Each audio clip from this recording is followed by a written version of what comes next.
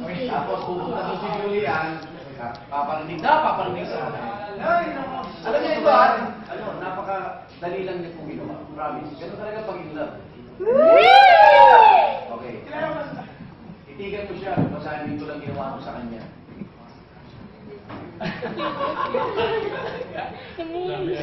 Sige.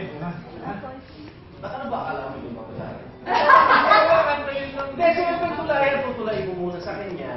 Lalagyan niya lang. Gusto ko yan. Kantahin ko na lang. Let's show me. Ang langis niya. Okay. Julian, parang sa ito itong ginawa. Alright. Wala nang iba eh. Parang sa Hey, go. Okay? I could not ask for more. I searched across and knew I find it. Even as they, I tell you, to the end of time, baby, Okay. tama na. Parang malang mas maganda yung pagkinanta po guys. Sorry. Pakinggan na natin si Julian, anong melody ang ilalaban niya sa ito lang ginawa ko. On the spot, ha?